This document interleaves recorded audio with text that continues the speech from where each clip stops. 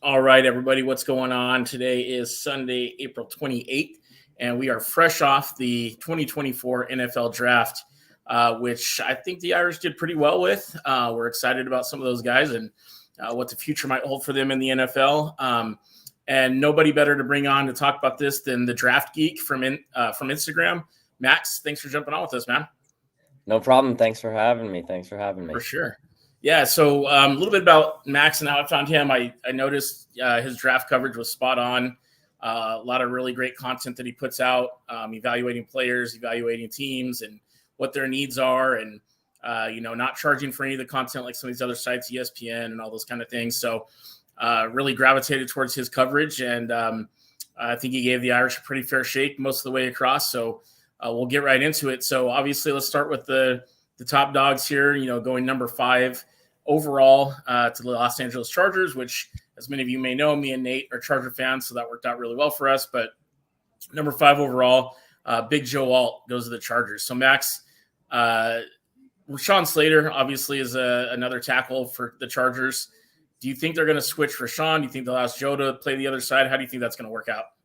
I think they're going to give Rashawn the benefit of the doubt to stay put. So I do think Joe will probably go to right tackle. And I think that's kind of why you saw a lot of the J.C. Latham hype on draft day, because he plays right tackle. So it was kind of an easier fit. But Joe Alt was far and away better than J.C. Latham for me. And I do think that a lot of these guys cross-train in practice. So I think Joe's gotten reps at right tackle most definitely. And it's easier when you got a guy like Blake Fisher to say, hey, Blake, can you play left in practice? And that just preps these guys more for the NFL. Guy like Penei Sewell went from left to right after never having played right in college. So I think Joe Alt will play right tackle out of the gates. But I don't think he should have too much trouble with the switch. I know guys like Evan Neal have definitely struggled after switching, but I think Joe Alt's considerably more technically refined than a guy like Neal. So I think he should be good. Awesome. Yeah, I think Joe has proven himself to be versatile, and I think that he's somebody that can play the other side and not have too much of a learning curve. You've got some of the best coaching in the league. Obviously, you're going to have NFL caliber coaches. So I have full faith in the guy. He's just an animal. He's big, tall, great length, great size, great speed. Great teammate. I mean, he checks all the boxes. I think he's going to do real well, and I'm really excited.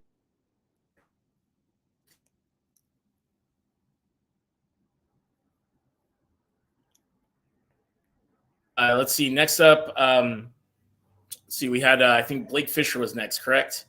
Yeah, I think Blake Fisher went 54. Was it Houston? Yeah, I went to the Texans. Great landing spot for Blake. Yeah. I think it was earlier than I expected for sure, but he's a younger guy. I think he had 2 years of eligibility left.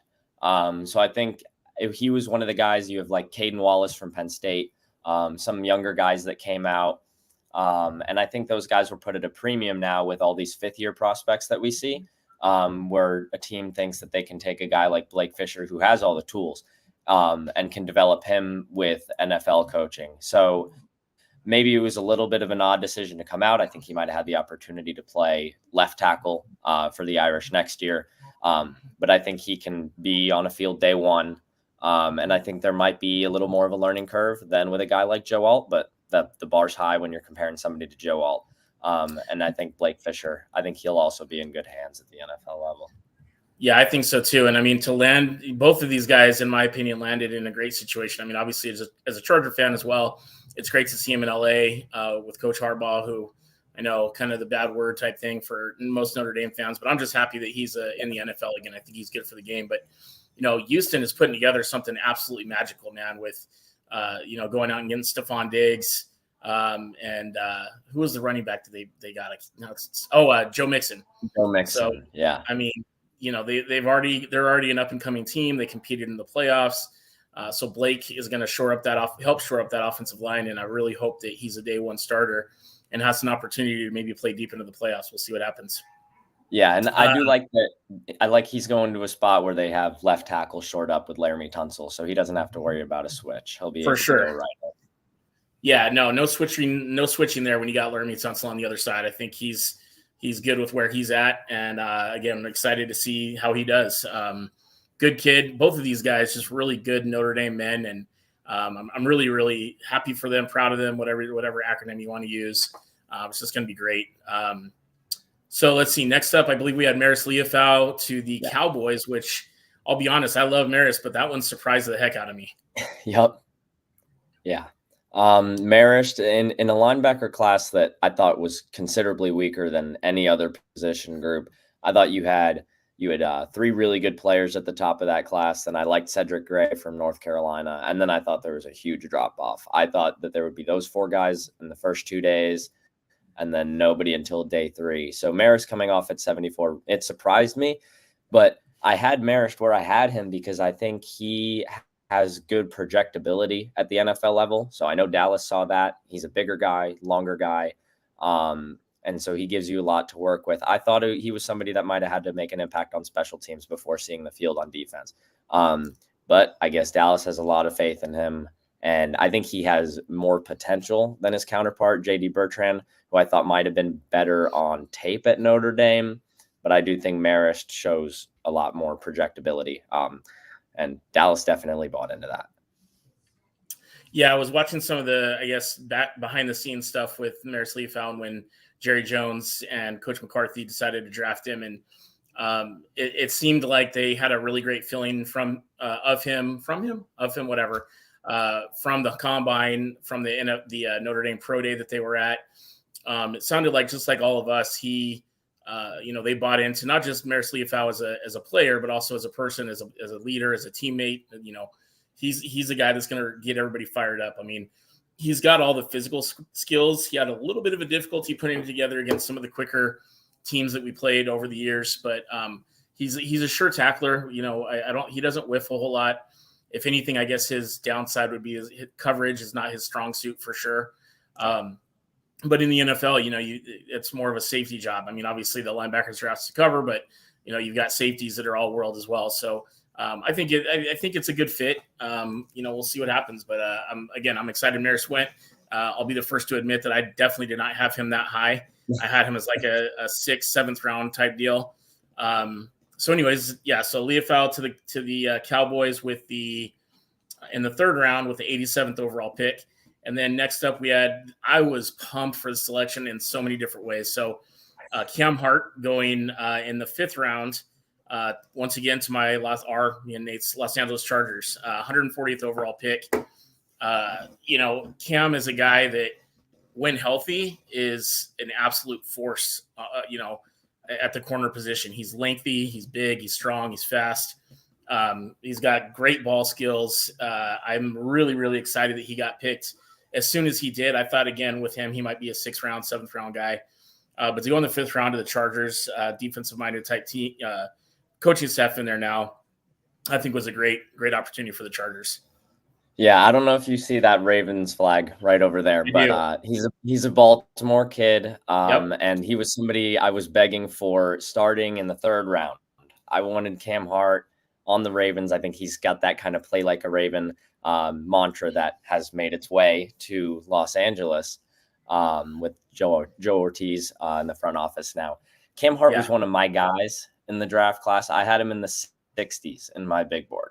So way hot. He went 100 picks later than I'm absolutely big Cam Hart guy. He was my number 10 corner. I think you checked all the boxes there. He is a big guy, very physical. I think he could have been better as a help tackler, but he can totally hold his own on the outside. And the first thing I did when I watched him was I turned on those 2 years of tape against Marvin Harrison Jr. And I loved the way he played Marvin Harrison Jr. And I was like, this guy needs more attention. And then I kind of find out about the injury stuff. So I do understood why he slid, because he's also an older prospect. I think he's a total gamer, though. I think he can surprise a lot of people. And you mentioned Joe Ortiz in the front office now for the Chargers. I mean, he obviously saw the need. The Chargers need a starting boundary corner. So, they got that with Cam, and I think that it's going to be really exciting to see his development with that defensive staff. And you mentioned play like a Raven, and the Ravens, they have a guy that was pretty decent at Notre Dame, doing pretty well in the NFL too. Name escapes me. But You know what's funny is I told a bunch of my buddies as we were kind of doing like a little mock draft or whatever on the side, and I thought for sure he was going to end up with the Ravens I think I had him in the 4th round. So I was pumped that he still went to the Chargers, obviously, but I thought for sure he would, I thought for sure he was a Raven. I thought he fit that mold, playing with his boy Kyle. In fact, Kyle Hamilton was at the draft party that Cam was at with Benjamin Morrison, who will get picked next year and stuff like that. So it was just really cool to see that camaraderie still being there, and that, although they'll be going head to head in a way, I mean, obviously neither of them play the opposite position, but it's good to see they still support each other. Yeah, I thought I didn't want to be a homer because Cam was really one of my guys in this class. But I really had a feeling he was going to end up being a Raven. And the Ravens ended up going with TJ Tampa in the 4th round, who a lot of people had way higher than Cam Hart. I actually had Cam Hart higher than TJ Tampa. Okay. But both were steals. Okay. Both were steals. But yeah, I think LA has something to be excited about. And in a division with Cortland Sutton, if he's a Bronco next year, and Devontae Adams, Jacoby Myers, some receivers with size, I think he matches up really well. So obviously Cam Hart, we're excited about him. And then a little bit later, this one again shocked the heck out of me.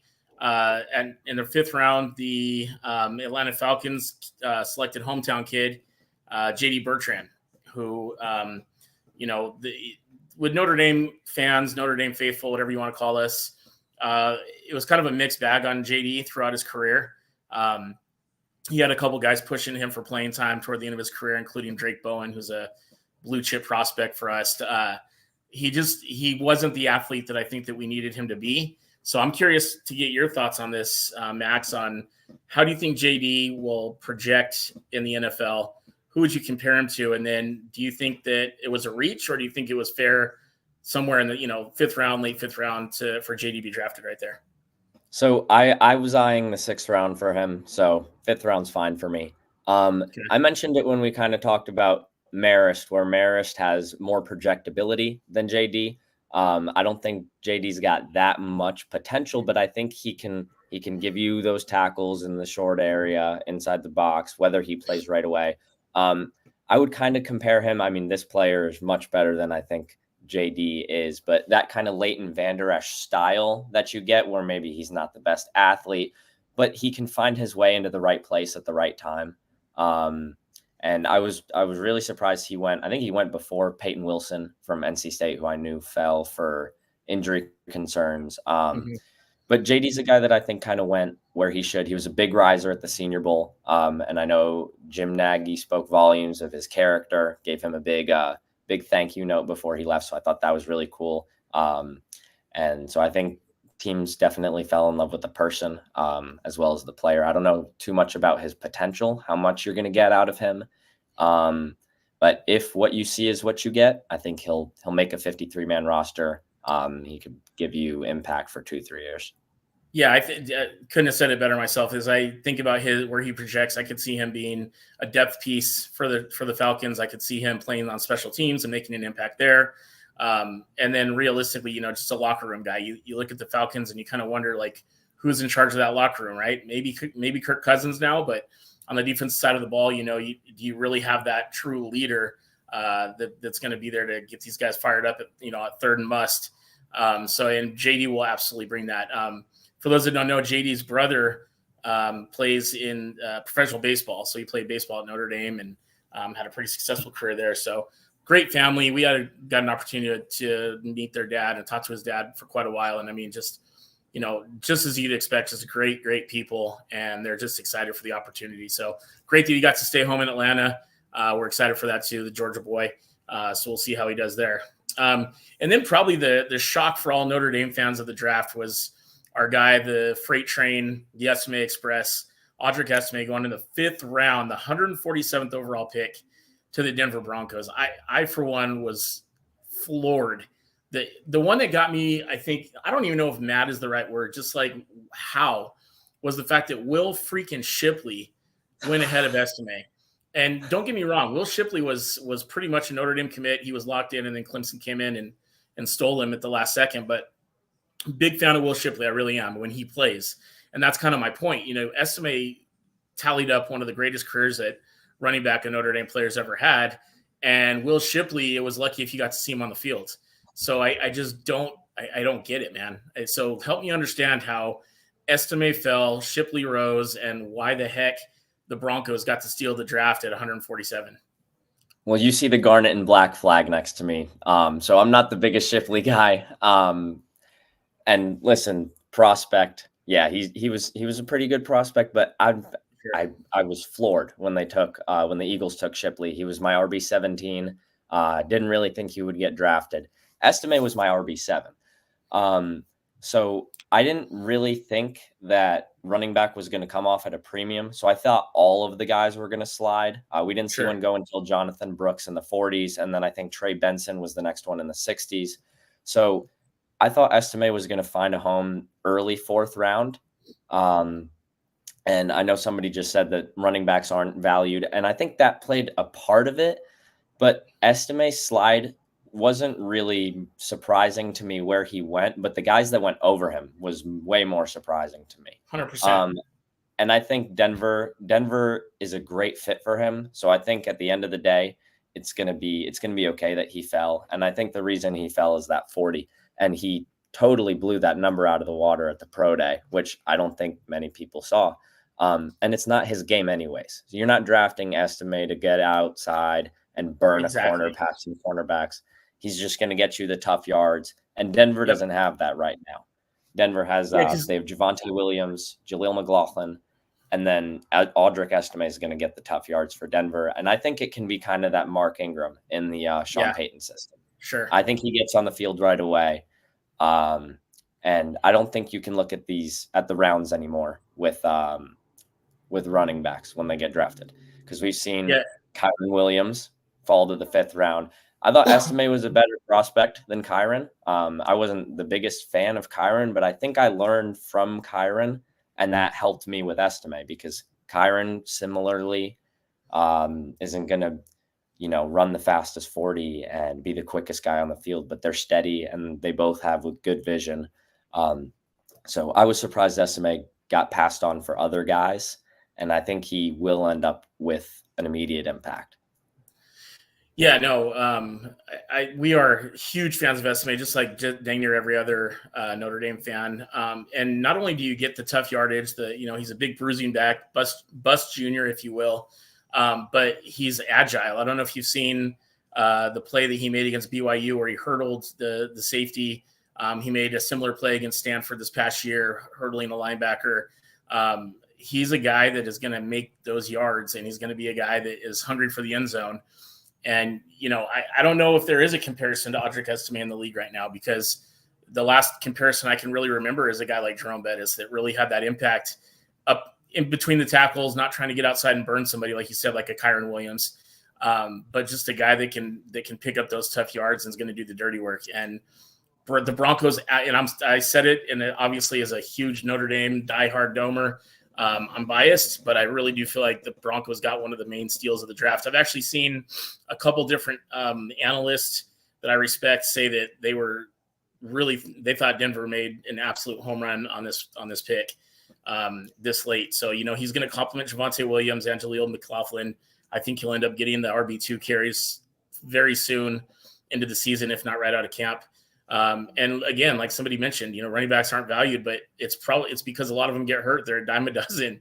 You see a guy like J.K. Dobbins for your Ravens go down, and Gus Edwards comes in and has a ridiculous season. So, you're only the most popular running back is always the backup, right? So we'll see if that holds true. And I can tell you right now, Estime is going to win over that entire Denver fan base immediately. He signs every freaking autograph. There was a game that we went to, and it was, the game ended pretty late at night, and we go outside where the players and families are, and he's talking to his family, and he sat there for a good 45 minutes after the game, signing for every single kid. And, you just don't see that anymore. And just guys like Estime are just special. Yeah, exactly. So he's going to be a guy that's going to really, win that fan base over. And I'm just upset that the Chargers have to play him 2 times every year, because there's no way I can root against him. There's just no way. So it's going to be interesting. Let's see. Jody Moncrief said, huge Indy and Broncos fan. Estime is going to be awesome for us. Yeah, I couldn't agree more, Judy. He's going to be an absolute step. Sorry, Jody, my bad. JD Hannon said Estime got zero love leading up to draft day. Nice pickup for Denver. Yep, absolutely.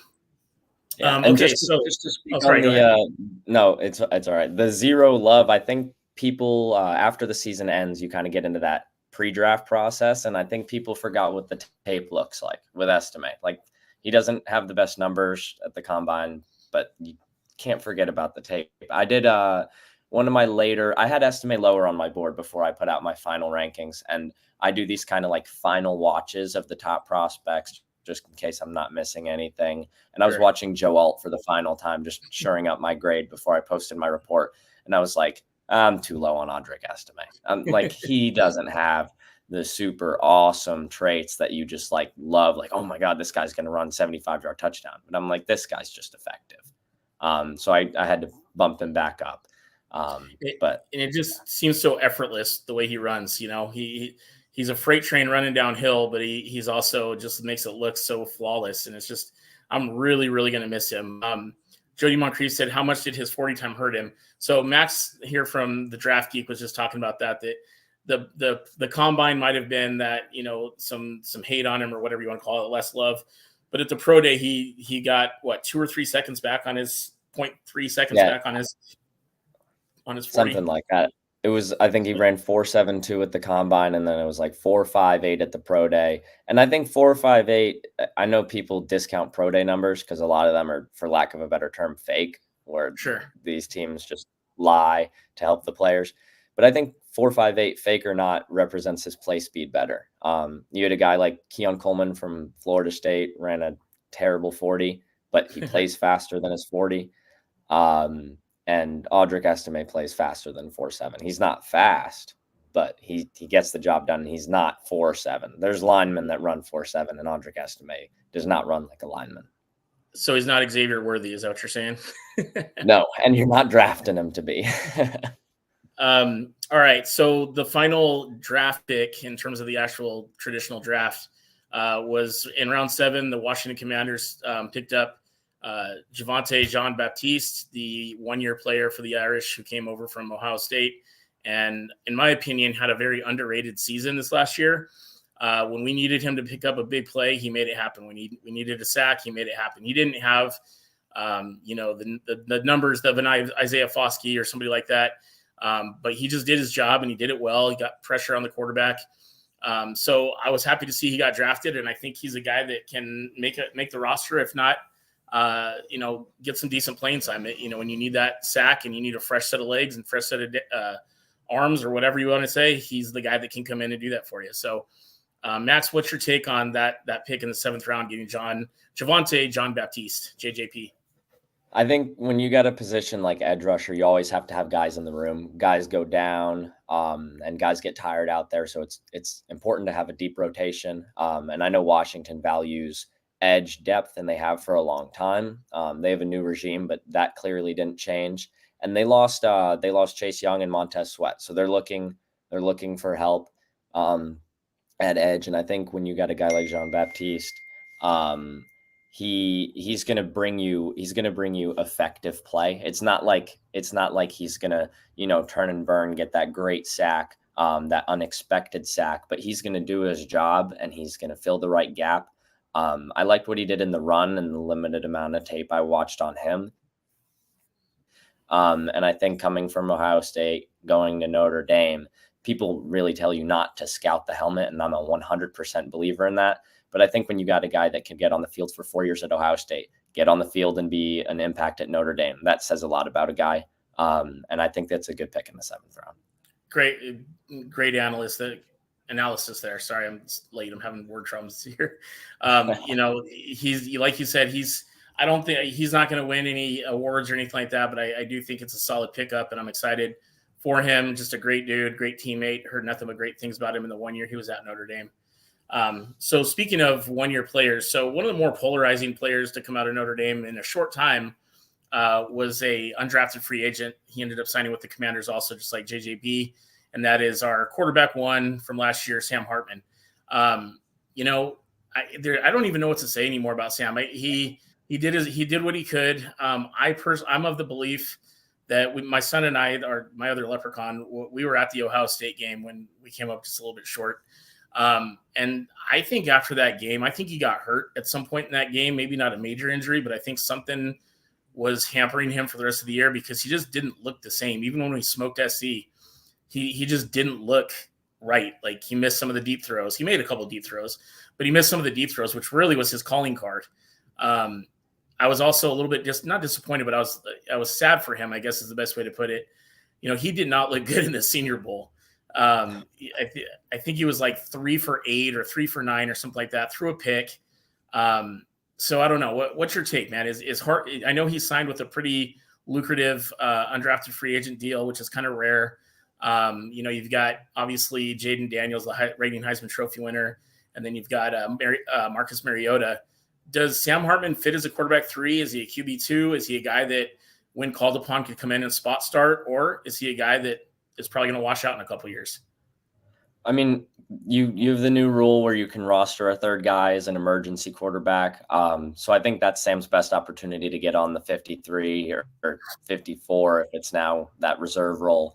And maybe not the injury, but I think there was a fall off with Sam. It was kind of unfortunate for me because the first game I turned on of him was Louisville. And I wanted to kind of see the worst and then have it progress.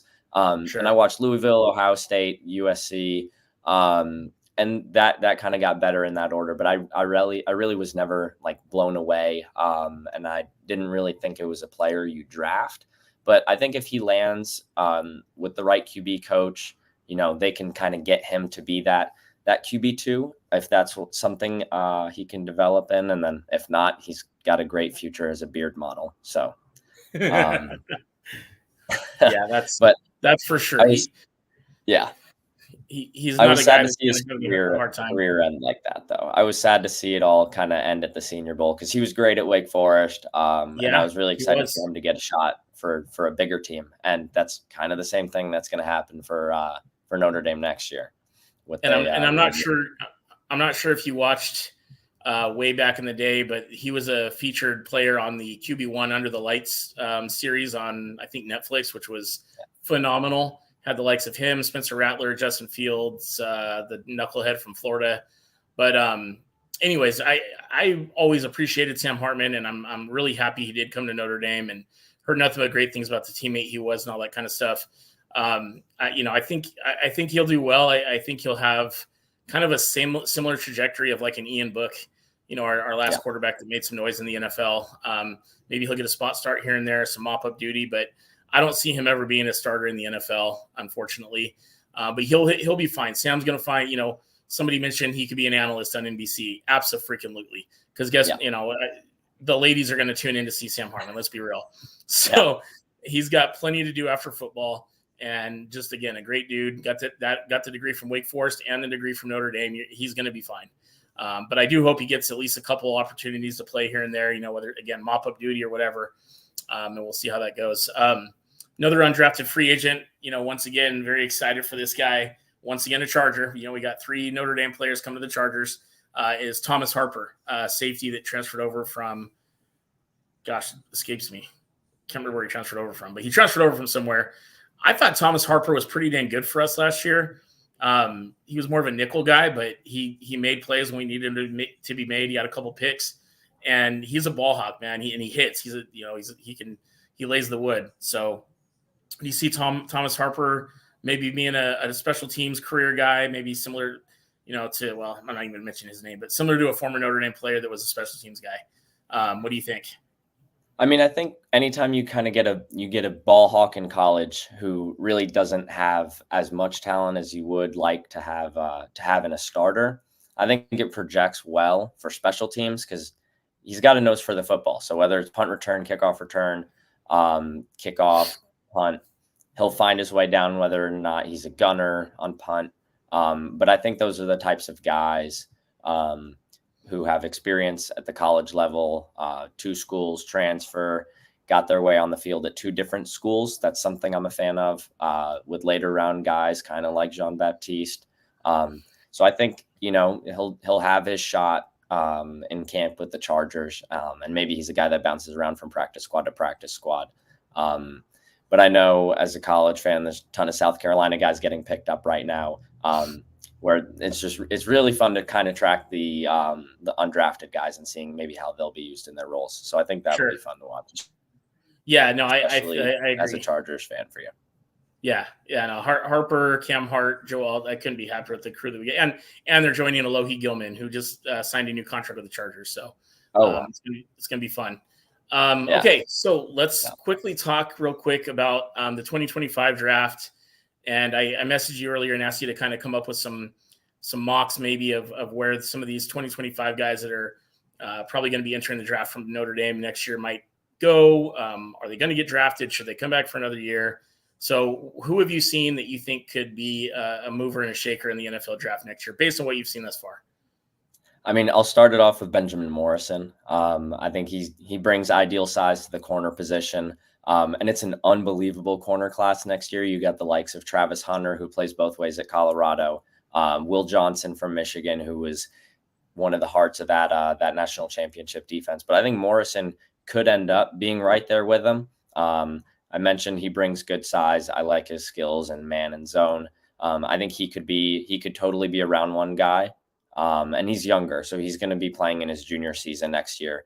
And I think he'll be a 3-year guy, get out of there, go right to the NFL. I think he absolutely could have an impact for a long time. Mitchell Evans is my number one tight end heading into next year. I like him more than Colston Loveland from Michigan. Didn't know who he was until I was watching the Ohio State tape of Joe Alt, and I had to pause and look up who the heck that guy was. And you can correct me if I'm wrong, but I think he got hurt towards the end of the season. But he was absolutely Sam's top guy as a pass catcher. So I think Mitchell Evans, if he can stay on the field, is in for a huge year. I like Xavier Watts. He might not go as high as everybody else. Older player, led the country in picks though. And then Riley Leonard, I'm excited to see what he can do. Transfer from Duke. And then I have to shout out Mitch Jeter, the kicker from South Carolina. Oh yeah, that's right. Jeter was at South Carolina. He was a Gamecock. That's right. Good call. A couple other guys very accurate. And I think, a couple other guys I've added to that list are some of the big fellas up front. I think Howard Cross, defensive tackle, coming back for this next year is such a valuable piece, not just from a on the field perspective, but he's going to be a captain on that football team. And I think he's a guy that'll go top 3, top 4 rounds, somewhere in there. Riley Mills, one of our defensive tackles as well, I think is a guy that could go top 4, top 5, somewhere in that range. And then one of the guys I'm really excited about is the Duke transfer, RJ Oben, one of our defensive ends that'll be coming over to shore that up. Kind of fit in the role in the mold of the John Baptiste. I think he could be somebody that could really, really jump off the page at people with some of the intangibles. And he already had a great career at Duke, so I'm excited to see what he can bring to the Irish. A couple other names you might hear here and there. I think Jordan Botello, probably be an undrafted free agent guy. He's a defensive end. Jack Kaiser is another guy. Feels like he's been playing forever. Kind of a J.D. Bertrand mold. I personally don't see him getting drafted. I think he'd be an undrafted free agent. And then, like you said, Riley Leonard, depending on how he comes back from this ankle surgery and how he does in Coach Denbrock's offense is going to really determine how much money he makes, quite frankly, at the next level. We saw what Coach Denbrock can do with the quarterback. Jaden Daniels obviously winning the Heisman under his leadership. And I already saw in the spring game, and I don't want to go too deep into this, but in the spring game, I already saw some of the things that Coach Denbrock will bring to the table that I think will be a real blessing for a guy like Riley Leonard. So, and not just that, but we've got a deep QB room, so he's going to feel pushed pretty much the whole year. Last thing I kind of wanted to get from you, Max, and this is not necessarily Notre Dame related, but in your opinion, who was the best pick of the draft? Not from this is the top pick, this is whatever, but who fit the best need with the best team and is coming into the best situation and you see as having a really long, possibly even Hall of Fame career? Well, to just touch on the best pick, and this isn't because it's a Notre Dame show, but best pick, best value, I think I'm going to give Cam Hart, Chargers. That's going to be the one for me. And then if you're talking Hall of Fame potential, I think sticking in the AFC West, I think Brock Bowers has kind of been an underrated pick. A lot of people I've seen shaking their head at that because they drafted Michael Mayer last year. But I think it's a great fit for both Michael Mayer and Brock Bowers because Brock is his best when he's in the slot. Michael's his best when he is in line, getting dirty, and then getting out for a route. So I think those guys will be able to help whoever is playing quarterback for the Raiders. And then I think if you're looking at kind of the best maneuvering through the first round, I really like what the Vikings did. Not as high on JJ McCarthy as everybody else, but clearly that's their guy. So not really the same as kind of what other people that do what I do like to do. But if a team clearly has their guy, I'll trust it. Vikings front office knows more than I do. And then the way they got up for Dallas Turner was unbelievable. So I think they took a guy that I think was a little overvalued when people were mocking him at 8. Certainly would have been a better option than what the Falcons ended up doing. But I think when you get Dallas Turner at 17, that's a great spot. And then Terry and Arnold at 24 for the Lions was unreal. Great observations. And I just want to ask you one last question, then we'll let you go. But boom or bust, what's going to happen with Caleb Williams? I think boom. I'm not as deep into kind of the character concerns as everybody else is. I don't really think that being emotional is kind of the biggest knock, but I will say just some of the attitude things I think 100% need to be shored up. He's not as usual of a starting quarterback as maybe a Drake May is or Jaden Daniels. Those guys just kind of very calm, cool, collected in their persona. Caleb Williams a lot louder. You saw it when he got drafted and walked out and kind of waved that jersey in front of everybody. I was like, here we go. I think if he can back it up with play, everybody will accept it. If he's not playing well, I think it might be a tough ride for him because the NFL is cutthroat. And when you're college football star like Caleb Williams is, he was great, but everybody will make excuses for you. And I was somebody that watched that Notre Dame game 3 times because I was like, this can't be the first overall pick. But I kind of chalked it up as like, it's a really bad game, but there was no excuse for that game. Whereas some other guys have bad games, but you can kind of point to it as, O-line was bad, lots of drops. That game was just flat out awful. Notre Dame had his number. My guy Cam Hart was all over the field. I'm going to go boom for Caleb, but there's cause for concern. He was QB1 for me, number 2 on my big board, but who was number 1 on your big board? I had Marvin Harrison Jr. He's the best player I think I've ever scouted. He is, if Marvin Harrison actually was injured slightly in the Notre Dame Ohio State game. So, but I don't know if you remember that game. He made a catch on 4th and I think it was 18. That was an absolute miraculous. At that point, I was like, oh crap, here we go again. We had the game won. We almost got the quarterback, and then he lobs this ball up, and Harrison comes across the middle and extends his body and comes down with the catch. And I was just like, that guy is a freaking nut. But yeah, I agree with you 100%. Marvin Harrison is going to have a hell of a career in the NFL, and I'm excited. He seems like a good dude. Obviously, didn't love the fact that he beat us. The Ohio State beat us, and then he went to Ohio State for that matter. But he's a phenom, man. The Cardinals are gonna surprise a lot of people this year. We're in Arizona, and I agree. The hype is out of control, but I think they will. I'm putting together my way too early first round mock draft right now, and I don't think I'm going to end up trying to predict an order, but I did earlier today, and I was like, I think the Cardinals are a little too low, and I just wanted to touch on some of the comments just about the Caleb Williams stuff, and Jody Moncrief mentioned the punter thing. I kind of agreed with that. I was like, that's just like, yeah, obviously it'd be nice to tell your punter, like, don't expect to play much, but the way he went about that, I thought was weird. And so, yeah, I just, he's an interesting guy. Yeah, no, he's something else. I'll be honest. I can't stand the dude.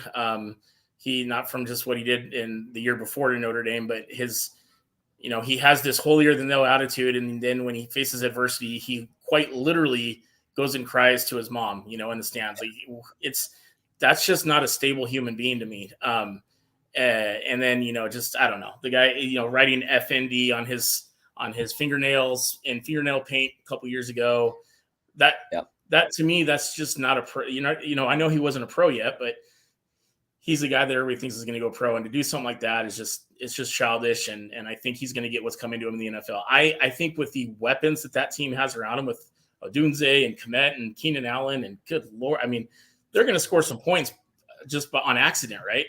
Yeah. But I think that when people figure him out, these defensive coordinators in the NFL are getting paid a crap ton of money for a reason. And I think he's going to have a tough time at the end of the day, but we'll see. We'll have to revisit this conversation. So Max, let everybody know where they can find you at and follow your coverage and interact with you. So it's the Draft Geek _ on Instagram. Shouldn't be too hard to find the _ You might have to put that in at the end to find it. But would appreciate all the follow. Really appreciate you having me on. Great talking ball. You too, man. Yeah, like I said, I really, really appreciate your coverage. You're very down the middle. You don't pull any punches. Now I know you're a South Carolina fan, so I'll be watching for that. But but no, I think you're very you're not one of these guys that's trying to make a buck. You enjoy it, and you can tell. Yeah. And I appreciate that, and we'll look forward to continuing following you. Thank you. Appreciate that. All right, man. You have a great night, and we'll talk to you soon. All right, you as well. See ya. All right, so that was Max with the Draft Geek on Instagram. Like I said, great follow. I obviously have the whole ESPN Insider and blah, blah, blah, and all that stuff, paying for the ESPN Plus so I can get the draft coverage and some of those things. But Max does a great job on his page, and it was really exciting to have him on. So with that being said, we're going to go ahead and get to the Xavier Watts signed jersey.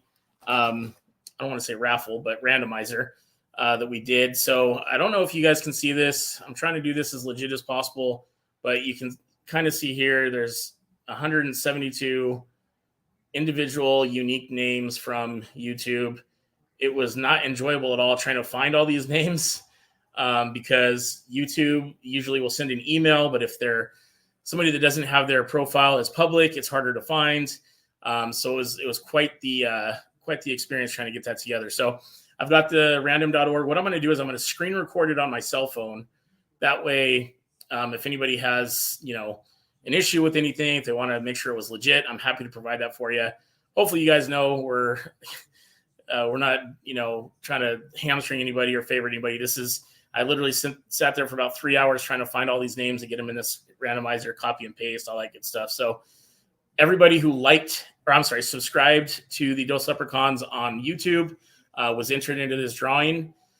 And I really just want to thank you guys for that. We're really trying to grow our YouTube. Fighting Irish Faithful, Joe, and again, Joe, I love you, but I'm never going to try to say your last name. So Fighting Irish Faithful on Twitter or X, whatever you want to call it. He's one of our affiliate podcasts. He does a great job typically on Tuesdays. And his shows are on YouTube. We've got some previous interviews with the likes of Jerry Faust, Dexter Williams, Elijah Shoemate for Sheila, who's listening and watching.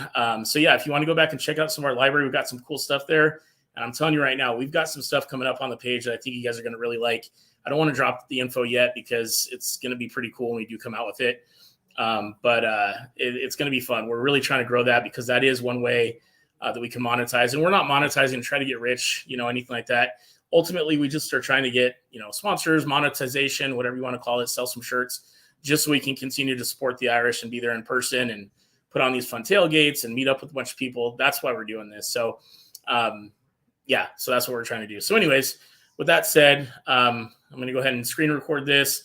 We're going to do the randomize 3 times, and whoever's name is at the top after the randomizer will be the winner. So once again, we're going to do it 3 times. I'm going to hit the randomize button 3 times. Whoever's on top will be the winner of the Xavier Watts signed jersey, and I'll have you get in touch with me. So the winner's going to need to get in touch with me, and we will get that out to you. I can mail it out probably tomorrow morning. Fighting Irish Faithful said, I like money on the Irish. You also love spreadsheets and scotch. So, all All right, here we go. So 173 names on this list, individual unique names. And I'm going to go ahead and randomize 3 times. So the first one is done. The second one is done. Here's where we're at so far. Now we're coming up on the third and final one. This is going to be for all the marbles. And the winner is Ryan Turbo Jackson. Ryan Turbo Jackson is the winner of the Xavier Watts signed jersey. Did the randomizer 3 times. Let me go ahead and put his name in here so he can contact us to get in contact to let us know what his address is so we can send him this jersey. We're going to be doing a lot of these actually throughout the year. So if you are watching now, continue to watch. We'll probably do a drawing or randomizer probably once a month or so. This will be the last show for about 3 weeks. What we'll be doing is once we go live with the annual Dos Leprechauns 100-day countdown to kickoff, we'll go live and kind of talk about what that's going to look like. We'll have our historian, Benny the Tank Grimm, on to talk about who are some of the names to look for on that. We're going to do some more interactive things with the list this year, so look for that if you have a favorite player, that kind of thing. We're also going to try to get some of the guys on the countdown, not some, maybe a couple guys on the countdown on the show as well on their day. So we're the original countdown. We've been doing it for almost, 9 years. We love it. Tank does an incredible job getting all the names together, doing a little history on each one. If you haven't seen it yet on our Facebook page and our Twitter, we did a deep dive. Tank did a deep dive, did a Tank's take on Dallas Golden, the new safety that just committed to the Irish today. Great write-up. Tank really gets into his skills and what he needs to improve on and where we project him long-term. So check that out. And hey, thanks, Mitch. We'll do. Check that out. And we'll see you guys in a couple weeks when we get the – and by the way, when we come back in a couple weeks as we get close to the 100 days till Notre Dame football, we'll be going live every single Sunday. So this will be the last time you see us until probably mid to late May. And then you'll see our ugly mugs. Hopefully Nate will be able to join me for all the shows in May as we get going. It'll be every Sunday, excuse me, in the afternoon. I haven't set the time yet, but every Sunday as we lead up to the 100 days. And then, of course, during the season. Nate, by the way, is in California. He's going down to visit my dad, his grandpa in Cali, and to watch the Angels. Probably going to get swept by the Phillies. Just got swept by the Twins today. Probably going to get swept by the Phillies, but Nate's a diehard and he's down there. So good stuff. Anyway, that's it.